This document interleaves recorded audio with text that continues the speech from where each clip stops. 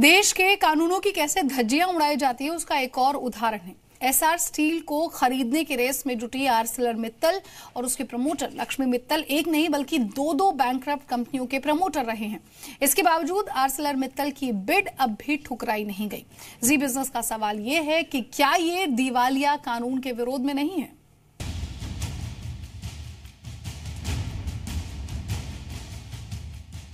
40,000 करोड़ रुपए से ज्यादा के एसेट्स,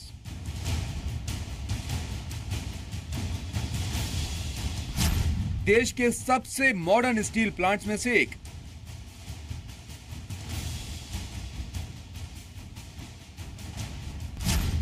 रॉ मटेरियल से फिनिश प्रोडक्ट तक पूरा इंफ्रा,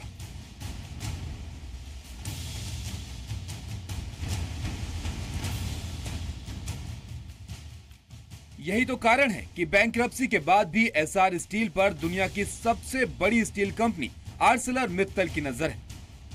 और नजर भी ऐसी कि एसआर स्टील पर कब्जा करने के लिए लक्ष्मी मित्तल इसी महीने एक नहीं बल्कि दो कंपनियों में अपनी हिस्सेदारी त्याग चुके हैं।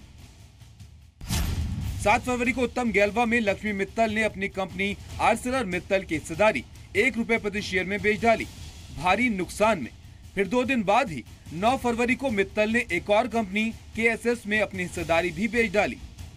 इन दोनों फायर सेल का मकसद एक ही था, आर्सेलर मित्तल को एसआर स्टील की बिड के लिए क्वालिफाई कराना। उत्तम गैलवा एक दिवालिया कंपनी है और केएसएस दिवालिया कंपनी की पेरेंट, यानी इंडियन बैंकरप्सी कोड के सेक्शन 29A के मुताबिक न ही आर्सेलर किसी दिवालिया कंपनी को खरीदने के योग्य है और न ही उसके प्रमोटर लक्ष्मी मित्तल।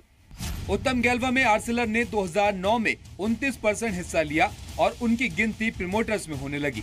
5,600 करोड़ रुपए के कर्ज में डूबी उत्तम गैलवा पिछले साल दिसंबर में दिवालिया घोषित हो गई।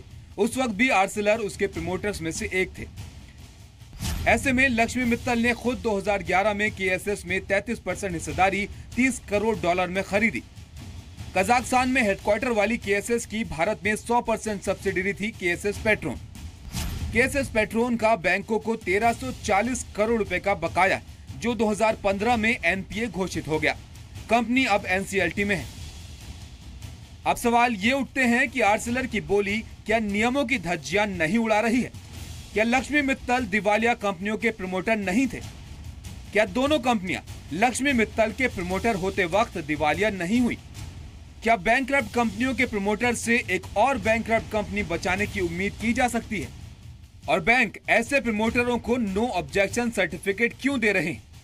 होली के 3 दिन बाद यानी 5 मार्च को रेजोल्यूशन प्रोफेशनल्स और एसआर स्टील के क्रेडिटर्स की बैठक होगी। फैसला इस बात पर होगा कि कंपनी के लिए लग रही बोलियों को मंजूर किया जाए या नहीं। सबकी नज़रें इस बात पर भी टिकी होगी कि आर्सेलर की बोली मंजूर होती है या नहीं। ये देखना भी दिलचस्प होगा कि क्या आईबीसी कानूनों की खुलेआम धज्जियां उड़ाई जाती हैं।